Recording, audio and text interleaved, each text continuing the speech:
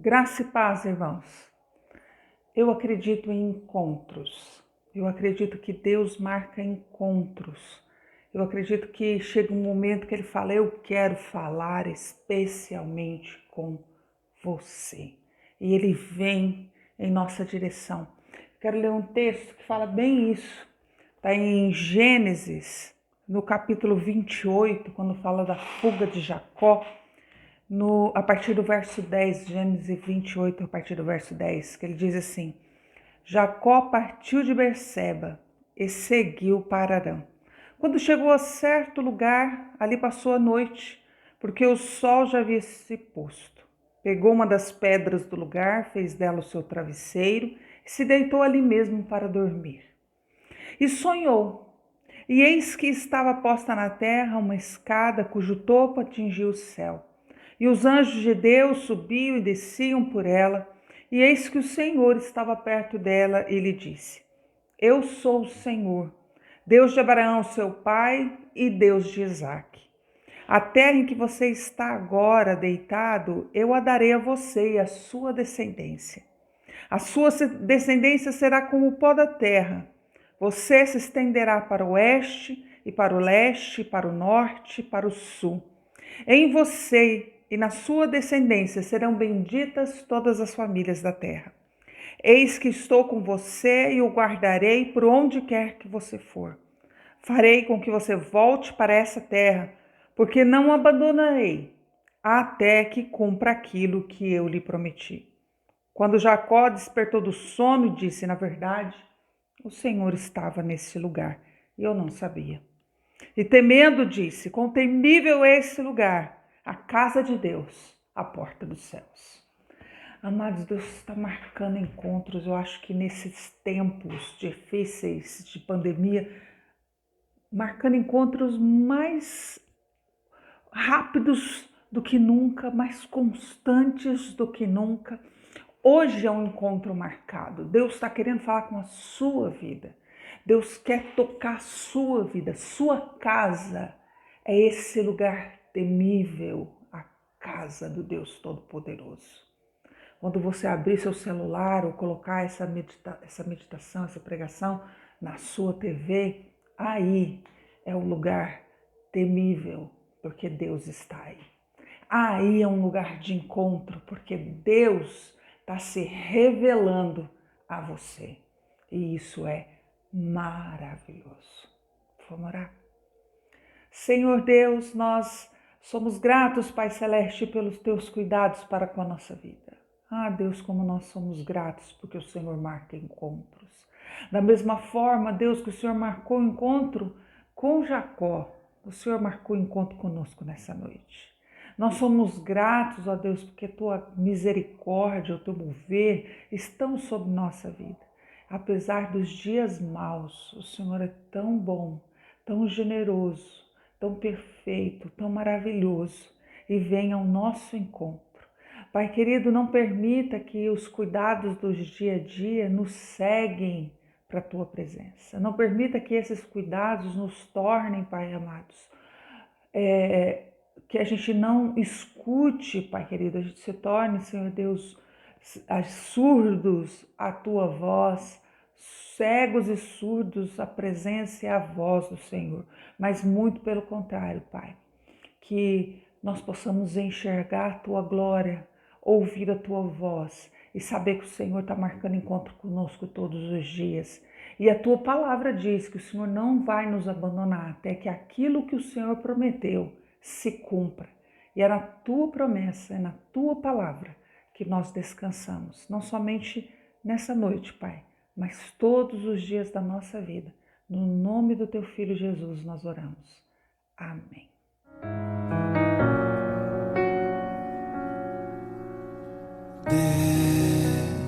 Deus, somente Deus criou o mundo e o que nele há. O ser que pode respirar existe para mostrar a glória do Senhor.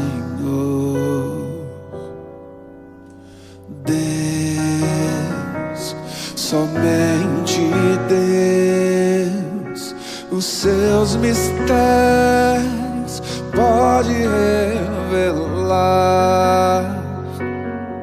Os seus desígnios quem jamais um dia conheceu, pois Deus somente é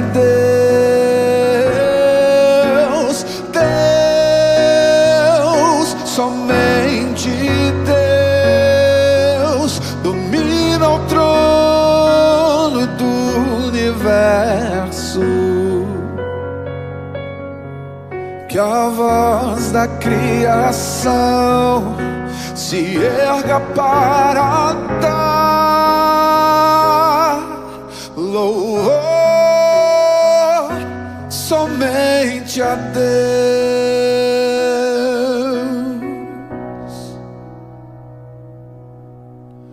Deus, somente Deus, eternamente em nós há de inspirar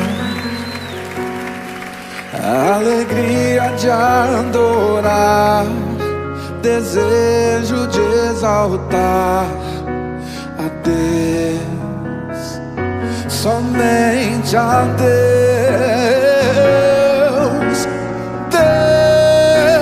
Deus, somente Deus domina o trono do universo.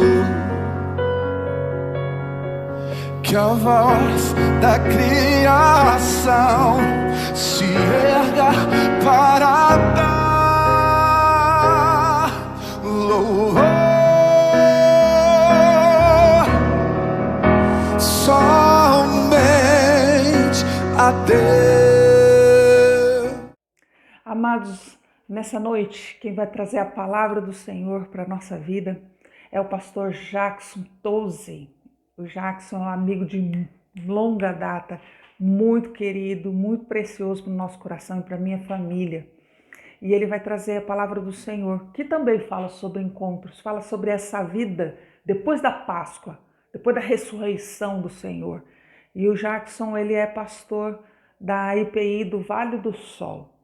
E um desejo do meu coração é que esse encontro que Deus marcou hoje, essa vida depois da Páscoa, fale ao teu coração.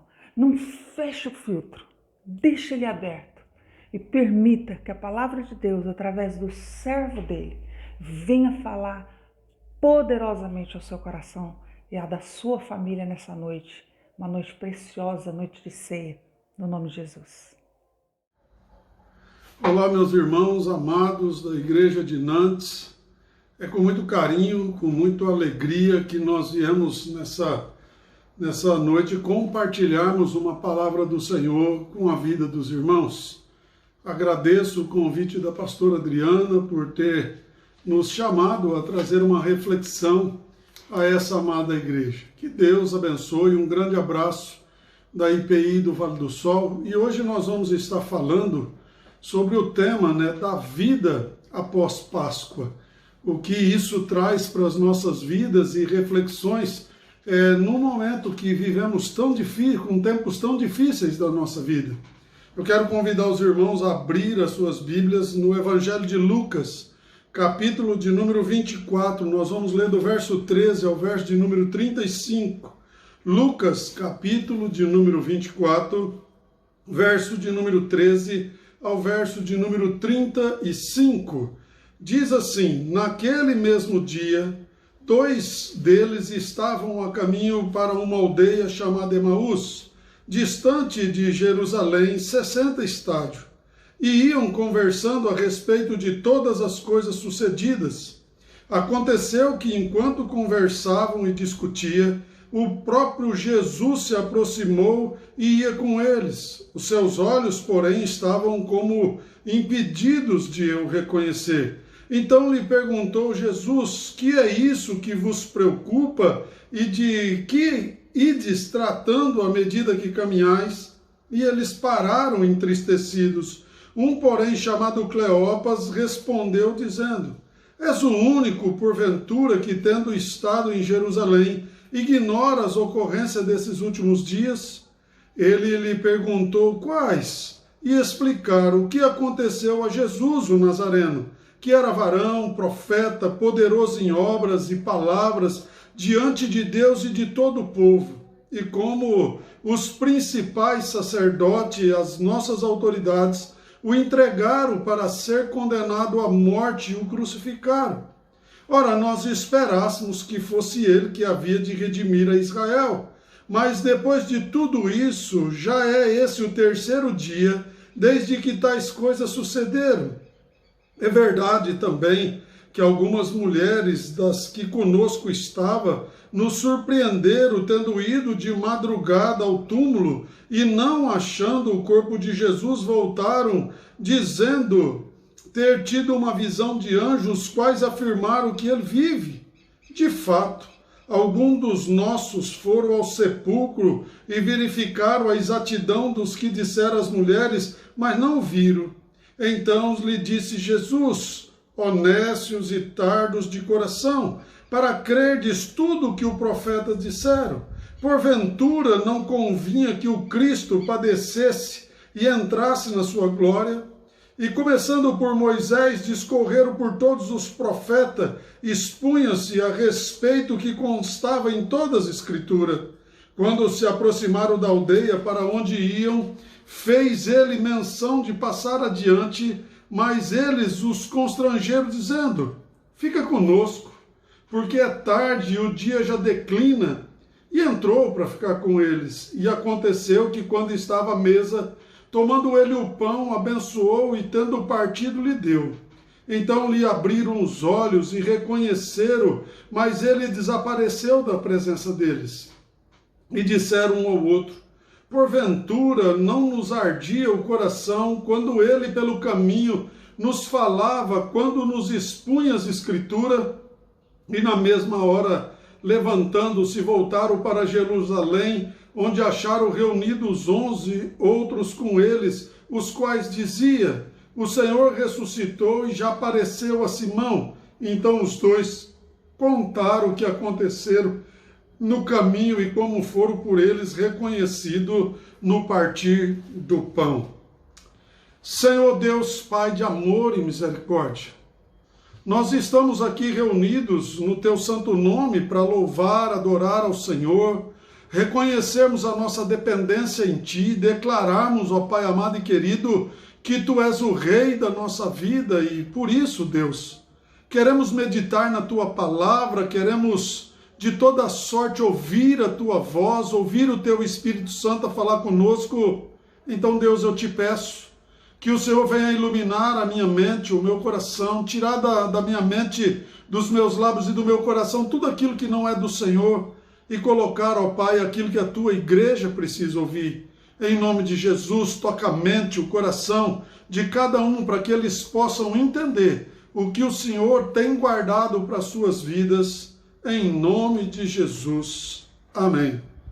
Irmãos, quando nós vamos falar numa perspectiva, né, de uma vida após a Páscoa, a gente primeiro precisa entender o processo do que significa a Páscoa. E eu tenho certeza que todos vocês sabem desse significado, mas a Páscoa ela surge, né, com Deus falando e trazendo um libertador lá no Egito, quando o povo ainda estava escravo por mais de 430 anos no Egito, e ele manda Moisés ir lá, e diante de tantos endurecimentos do coração, Deus dá uma palavra para o faraó, para que deixasse o povo dele sair, o povo dele ir, e com o endurecimento daquele coração, Deus então faz aquela questão das 10 pragas, e na última, com a retirada dos primogênitos, a morte dos primogênitos, Deus então institui a Páscoa ali. Como um rito, né? Essa palavra Páscoa, ela significa passagem. Um rito de passagem da escravidão para uma nova vida. Daquele tempo que estava no Egito, que era escravo, que era ali torturado, que tinham que fazer tijolo, que tinham que trabalhar de maneira totalmente, né, de escravidão. Deus fala assim, para sair dessa escravidão, para uma nova vida, para uma nova história, para a terra que mana leite e mel. Então, quando a gente vê a instituição da Páscoa, estamos falando daquilo que Deus disse, assim, um rito, uma história de passagem, uma passagem da escravidão para uma vida eterna. No Novo Testamento, Jesus ele faz essa mesma colocação quando ele vai servir a mesa e ele fala do seu plano, ele fala da sua história, ele conta ali das coisas ao qual ele tinha dentro do seu ministério para com aqueles seus discípulos, e ele diz a todos: olha, eu vim para tirar o pecado do mundo, eu vim para que vocês tenham vida, eu vim para que vocês agora possam ser livres, então eu vim aqui, eu vou levar vocês, né, em 1 Colossenses capítulo 1, verso de número 3, diz que ele nos transportou, né, nos levou do império das trevas para conduzir no reino do seu amor. É outro rito de passagem que a gente vê no Novo Testamento, ao qual o Senhor agora vem para nos tirar da perversidade, da promiscuidade, da nossa escravidão, quando a graça de Deus é estendida aos gentios e nos dá a oportunidade de viver um novo homem, uma nova mulher, uma nova história, escrever uma nova situação de vida, agora conhecendo a Cristo. Então, quando a gente lembra de Páscoa, a gente precisa perguntar se primeiro eu e você passamos por isso, se nós tivemos esse rito de passagem. Porque se nós não tivermos esse rito de passagem na nossa vida, essa história de querer ser uma nova criatura, e que o Senhor chegou à minha porta e bateu, então eu abri, ele entrou para dentro, ceou comigo, serviu a minha casa, então agora eu tenho uma nova vida, eu mudei a minha maneira de enxergar, a minha maneira de ser, então aí eu estou vivendo essa perspectiva de uma vida pós-Páscoa, senão eu não tive esse rito na minha vida e eu preciso passar. Quando a gente olha para o texto do que a gente acabou de ler, o texto dos dois discípulos que estavam caminhando, né, nessa estrada que levava a Emaús. Emaús era uma estrada que ficava aproximadamente 11 quilômetros de Jerusalém. E esses rapazes, eles estavam nessa caminhada, o que naquela época durava de a pé aproximadamente um dia e quase uma noite para poder chegar lá. E eles começam a trazer algumas pistas, algumas coisas para nós, que nos ensina como a gente deve de agir na nossa vida futura, né? a nossa perspectiva de vida, com esse sacrifício de Jesus, com a ressurreição, com a história que Deus fez para mim e para a sua vida. Né? Marcos fala de forma abreviada desse texto em 2 versículos, lá em Marcos 16, verso 12 e 13, e a gente começa a olhar que a palavra nos traz para nós uma análise que eles estão discutindo, né, sobre uma história. Por exemplo, assim, olha, nós esperávamos, a palavra de Deus diz aqui no primeiro texto do capítulo 24, naquele mesmo dia. Quer dizer, dando a pista que foi no dia que Jesus ressuscitou, que aquelas mulheres encontraram com Jesus, naquele mesmo dia, aqueles discípulos partiram em marcha para Emaús e eles encontravam totalmente decepcionados. Eles viviam uma história, né, que era totalmente fora daquilo que era fé, que era da observação das Escrituras, que era do novo resgate, daquilo que Jesus havia trazido para eles. Quando Jesus começa a chegar perto deles, Jesus diz assim: mas do que é que vocês estão falando? Né? O que é que vocês estão dizendo a respeito, né, de tudo isso que vocês estão conversando? Vocês iam conversando a respeito de todas essas coisas, e aí eles começam a contar. Nós imaginamos, nós pensávamos que essa remissão Jesus ia fazer com nós, tirarmos nós da mão do Império Romano, trazer uma nova história, mas isso não aconteceu. Hoje já é o 3º dia e nada aconteceu.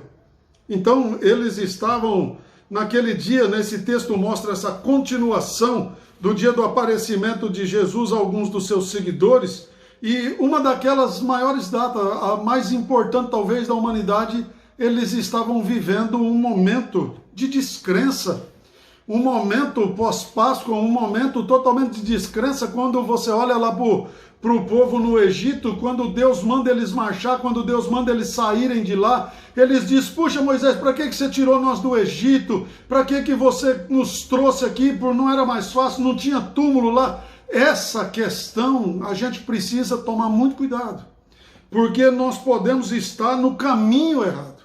Jesus havia dado uma promessa para aquelas pessoas, lá no Lucas capítulo 24, verso de número 11, que diz: eu vos envio a promessa do meu Pai, mas fiquem na cidade até em ser revestido do poder. Deus tinha mandado eles ficarem em Jerusalém e eles haviam saído dali, né? Então aqueles homens estavam vivendo, mesmo diante de ter presenciado Jesus curar cego, paralítico, curar as pessoas que eram de importância, de ver tantos milagres que Jesus havia feito diante deles, eles estavam num momento que não lembraram das coisas ao qual o Senhor tinha dito para eles, e viviam num momento de falta de fé, num momento de caminho de erro, a estrada de um regresso, onde retornava, né? Porque Emaús era onde morava a família deles, era onde voltava a vidinha dos pecados, que a estrada da decepção, ela levava eles a cair naquela fraqueza humana novamente,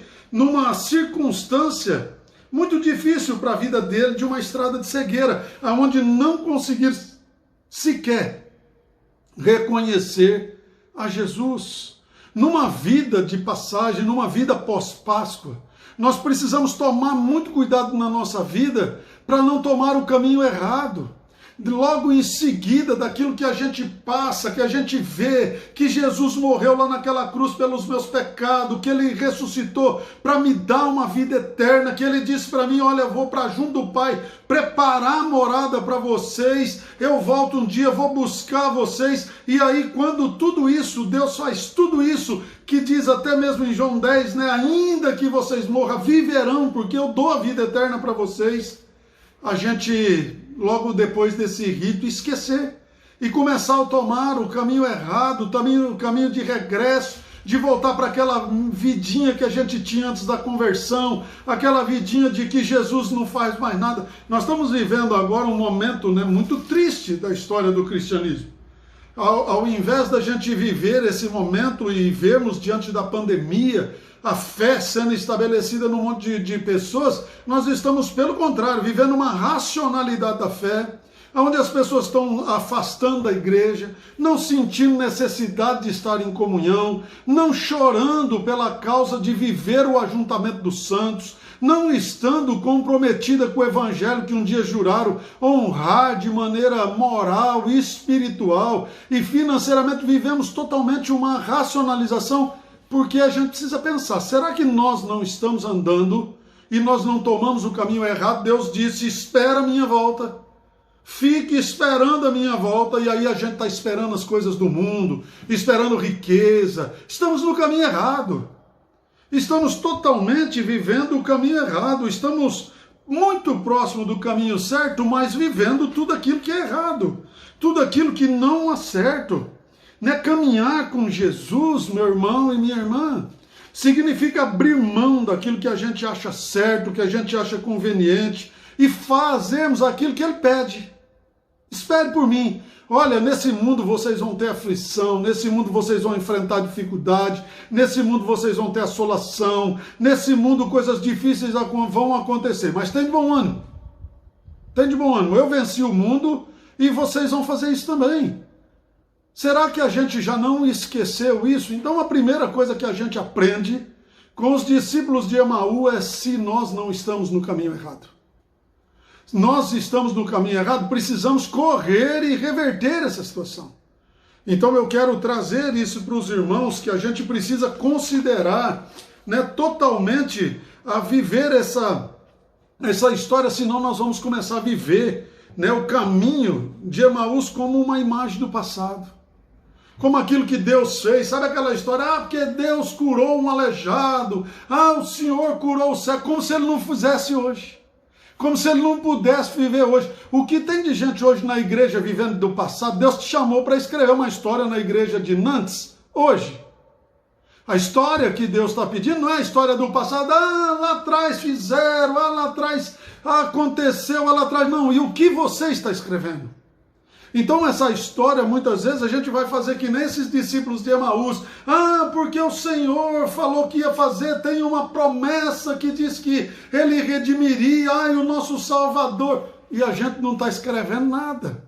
Estamos vivendo em um momento muito difícil que nós precisamos estar firme e não abandonarmos o lugar que deveríamos aguardar o cumprimento da palavra de Deus. Solta o seu passado. Muitas vezes a gente fica carregando corrente do passado, né? A gente fica vendo as coisas ruins, né? As coisas que estão aí assolando, estragando a vida da gente com tantas coisas ruins, né?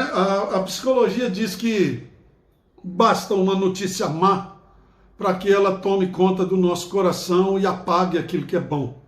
Né? A notícia boa, a notícia do bem, a notícia do bom evangelho, do evangelho que nos resgatou diante desse cenário que nós estamos vivendo, de pandemia, escutando todas as horas falando de morte. Será que nós esquecemos da vida? Será que a notícia má apagou de nós a sensação que nós temos um Jesus que gera vida e vida em abundância? Então nós precisamos olhar como esse caminho de Emaús, não por um caminho totalmente marcado por decepção, mas um caminho marcado de esperança. Né? A gente olha para essa situação e vê que uma segunda coisa que a gente aprende é que eles não conheciam Jesus. Sabe, por pelo menos 3 anos eles andaram, mas não conheceram Jesus. E sabe por quê? Eles ainda não tinham tido uma experiência verdadeira com Jesus. Eu e você, muitas vezes quando perdemos a nossa esperança, caímos no poço do lamento escorregadio de decepção, e aí a gente fica, né, mastigando todas aquelas coisas ruins, e a gente perde de ter essa experiência com Deus. Eu gosto muito de usar um termo que aquele crente que teve a sua experiência verdadeira com Jesus, espiritualmente com Jesus, ele jamais abandona a sua fé, ele jamais abandona o caminho de Deus. Sabe, a incredulidade impediu que eles reconhecessem Jesus. Estavam tristes. Olha o verso de número 17, o que ele vai dizer para nós. O verso de número 17 diz assim: então lhe perguntou Jesus, o que é que vos preocupa e de que ides tratando à medida que caminhais? E eles pararam entristecidos. Né? Eles não conheciam a Jesus, eles não tiveram a sua experiência, não reconheceram ao Senhor ali. Sabe, a palavra diz que eles falaram assim: olha, que ele é profeta. Eles não haviam reconhecido Jesus ainda como Salvador. Era um profeta, era o anunciador, era aquele que eles esperavam que salvasse. A incerteza nos rouba a esperança. Muitas vezes, quando a gente lembra do texto de Ananias e Safira, né, quando eles guardam uma porção do valor deles, é porque eles não tinham certeza de que o evangelho daria para eles salvação, fazer alguma coisa. Eles dizem assim: olha, se não mudar a nossa vida, a gente tem como recomeçar. Quem confia, quem tem uma experiência, quem conhece Jesus, lança a mão da sua vida para viver uma vida com Cristo. Aquele que quiser seguir a mim, vai ter que perder a sua própria vida. E a gente hoje quer que o próprio Jesus mude de ideia, que o próprio Jesus atualize a sua palavra, que o próprio Jesus mude a sua palavra para poder se contextualizar com o que eu penso, com o que eu acho. E isso não vai acontecer. Nós vamos gerar mais esperança no nosso coração, nós vamos ter mais vitória na nossa vida se nós começarmos a ter uma experiência com Jesus, mas não um Jesus da história.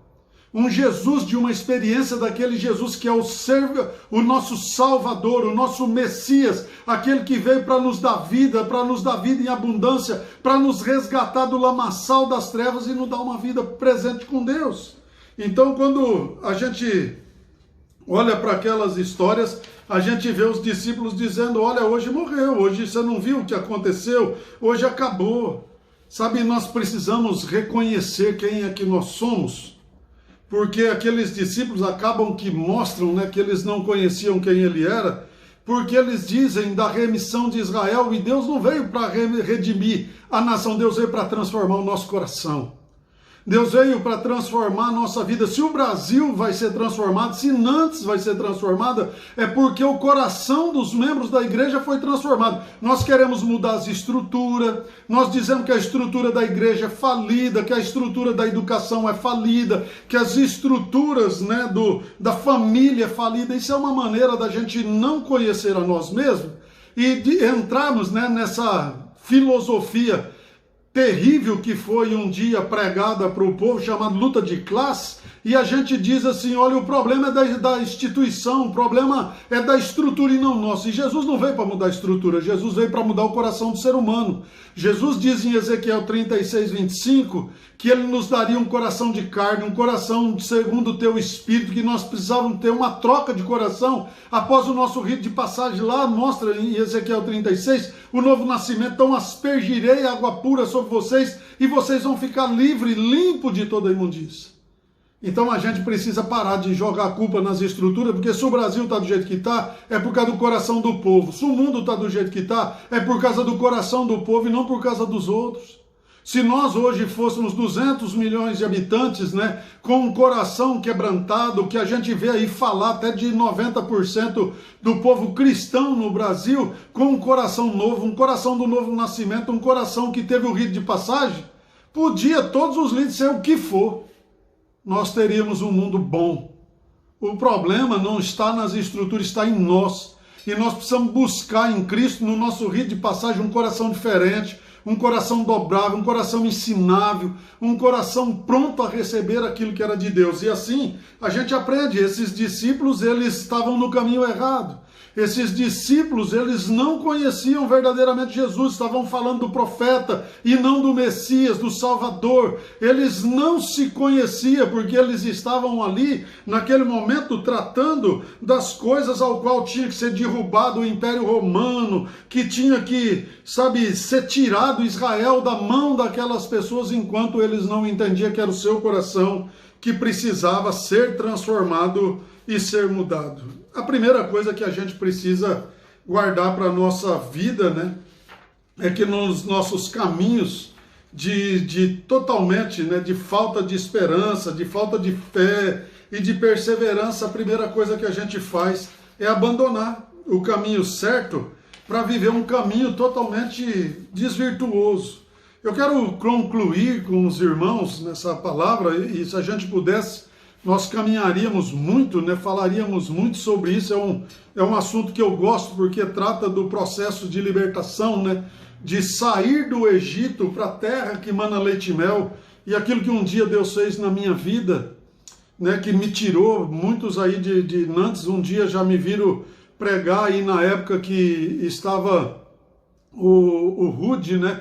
Quando eu ainda estava no seminário e fui participar de um culto aí. Eu fui por 21 anos em outra religião, onde eu tinha uma vida totalmente arrebentada, e um dia Deus me chamou para esse rito de passagem. Deus me chamou para esse rito de passagem e eu tive que andar no caminho dele. Eu não tenho opção, por onde eu servia, de brincar de ser crente. Então Deus me chamou para passar do Egito para a terra que manava leite e mel, e eu tive que ir para mim se ver livre daquelas entidades que eu manifestava, do alcoolismo que eu tinha, das coisas ao qual eu vivia, e eu precisei manter nisso, e a primeira coisa que eu tive que fazer foi reconhecer quem era o Cristo, quem era Jesus. Ele é o meu Salvador. Independente do que está acontecendo no mundo, independente do que está acontecendo em qualquer lugar, Ele é o meu Salvador, é Ele quem está no trono da minha vida, é Ele quem está sentado no trono do meu coração, e não tem medo, não tem angústia, não tem lágrima, não tem desespero, não tem nada que tome o lugar de Deus dentro do meu coração. E eu recebendo esse Messias, eu tive que me conhecer. Eu tive que me conhecer e saber que eu era um pecador, que eu era um fracassado, que eu era um destruído, que eu não tinha perspectiva de nada, e que Ele entrou na minha vida e mudou essa história. E que foi naquela cruz, que foi aquele sangue que me lavou, que me redimiu, que me purificou, e que não foi porque eu merecia, mas foi porque a graça dele me alcançou. A graça eu não merecia, mas não foi de graça, ele pagou um preço, e um preço alto. Esse evangelho barato que as pessoas estão pregando aí, não é o evangelho de Jesus. O evangelho de Jesus tem um preço. o de negar a si mesmo, de tomar a sua cruz, o de morrer da sua vida para viver em Cristo. Esse evangelho de graça me basta e eu não tenho nada, é que não entenderam o significado de graça. Graça é que eu não mereço. Deus fez e eu não merecia, mas Ele pagou muito caro pela minha vida. Então reconheça quem é Jesus e peça para o Senhor discernimento, porque foi através do discernimento que aqueles homens abriram os olhos. Quando eles convidaram Jesus a entrar na cidade, eles pegaram e chamou Jesus. Ao entrar para dentro, Jesus tomou a posição de um anfitrião, partiu o pão com eles, eles viram Jesus de novo, tiveram a sua experiência, voltaram correndo para Jerusalém e foram viver a palavra de Deus. Que você possa hoje convidar. Você possa hoje convidar Jesus a entrar com você na sua casa. Você não vai convidar Ele para Emaús, mas convide Jesus para sua casa, para mudar a sua vida, mudar a sua história. Deixa Ele assumir a posição de serviço. Você viu que bacana? Quando Ele entrou, Ele tomou a posição de anfitrião, que naquela época o anfitrião é quem servia, e Ele partiu o pão, Ele deu o peixe. Eu fico pensando, aqueles discípulos começaram a imaginar quando Jesus alimentou 5.000 homens, e fora as mulheres e crianças, e vendo que ali tinha fartura, eles reconheceram, convidaram Jesus, deixaram Ele assumir a posição e voltaram correndo para Jerusalém. Volta para o caminho de Deus. Deixa Deus assumir a sua história e que Ele possa te abençoar.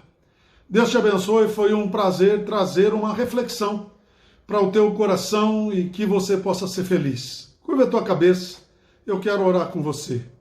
Senhor Deus, Pai de amor e misericórdia, nós queremos te louvar e te agradecer por essa noite, por tudo aquilo que o Senhor tem feito nas nossas vidas e fará ainda muito mais.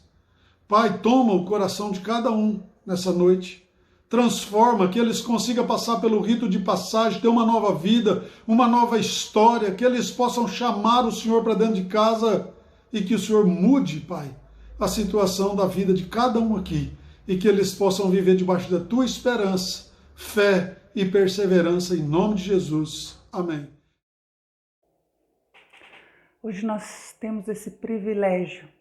Eu sempre falo isso porque eu creio profundamente que nos assentar à mesa do Senhor é um encontro, e esse encontro é privilegiado.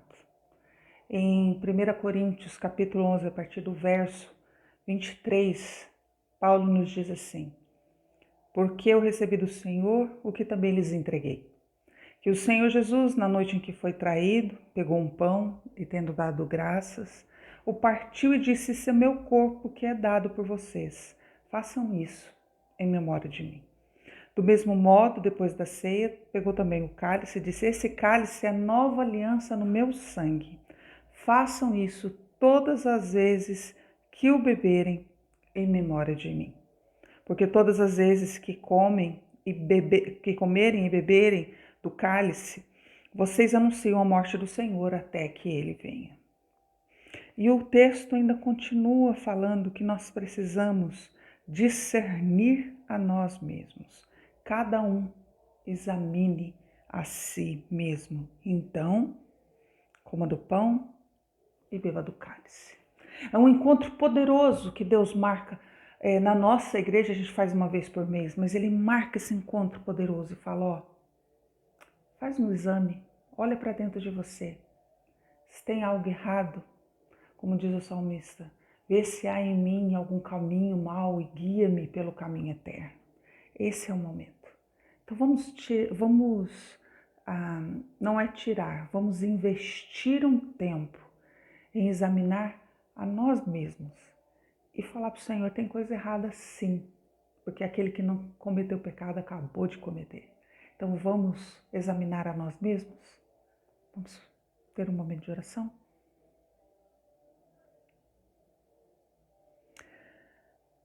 Pai eterno, maravilhoso, perfeito, o Senhor nos conhece desde o ventre da nossa mãe, o Senhor sabe nossas falhas, o Senhor também sabe as nossas vitórias e os nossos pontos fortes. Mas hoje, Pai, diante da Tua mesa, diante desse encontro que o Senhor marcou conosco, nós queremos, ó Deus, pedir perdão. Pedir perdão, ó Deus, porque pensamos mal dos outros. Pedir perdão, Senhor Deus, porque na nossa cabeça nós brigamos com os outros. E quando vamos falar com as pessoas, estamos todos já com o coração cheio daquela vontade de brigar. Na nossa cabeça, Pai, nós criamos histórias, nós criamos loucuras, e isso às vezes leva a gente a tomar atitudes, ó Deus, que envergonham o Teu nome e envergonham o Evangelho. Nós pedimos perdão, ó Deus, porque às vezes sem pensar, a gente abre a boca e sai disparando palavras, ó Deus, que machucam as outras pessoas, palavras, ó Deus, que enganam outras pessoas, palavras às vezes que os outros nem sabem que a gente falou a respeito deles, mas o Senhor sabe. Pedimos perdão, Deus, pelas nossas atitudes, pelas nossas palavras, pelos nossos pensamentos, que envergonham o reino dos céus, envergonham o Teu nome. Tenha misericórdia de nós, Pai. Nos ajude, como diz o salmista, a andar por um caminho em que em tudo na nossa vida o Senhor seja exaltado e glorificado. No nome de Jesus. Amém. Na noite que o Senhor Jesus foi traído, Ele tomou o pão e, tendo dado graças, Ele o partiu e disse: esse é o meu corpo, que é dado em favor de vós. Todas as vezes que comerem o pão, façam isso em memória de mim.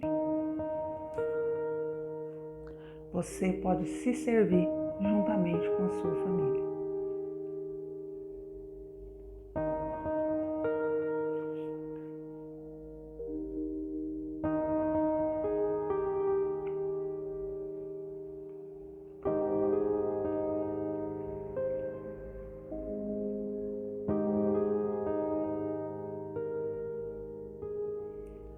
Da mesma forma, o Senhor tomou o cálice e disse: esse é o cálice da nova aliança no meu sangue. Todas as vezes que o beberem, façam isso em memória de mim. Você pode se servir junto com a sua família.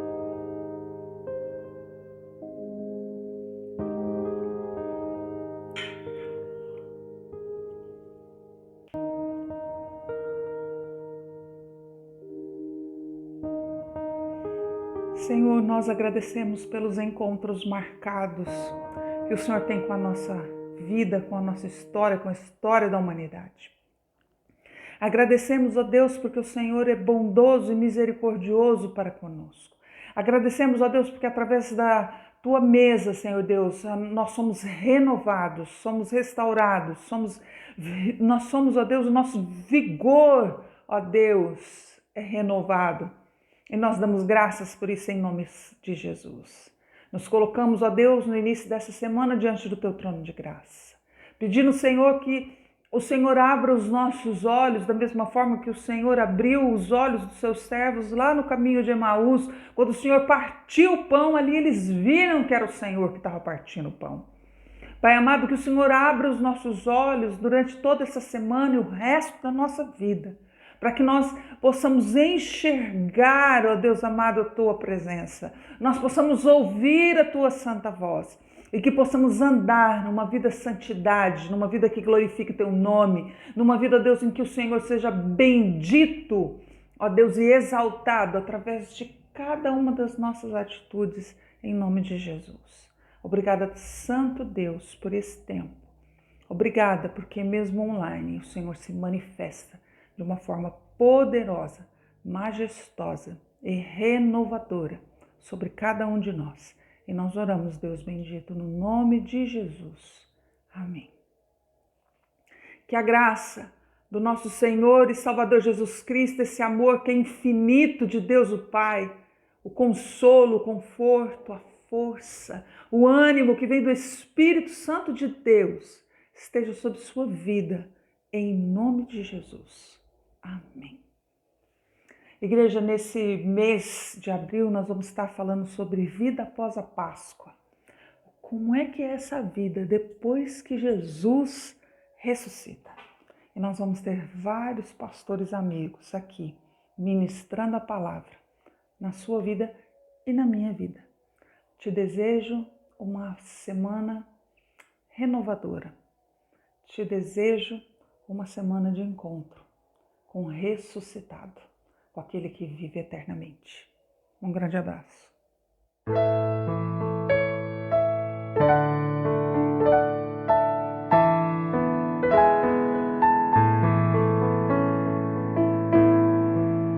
See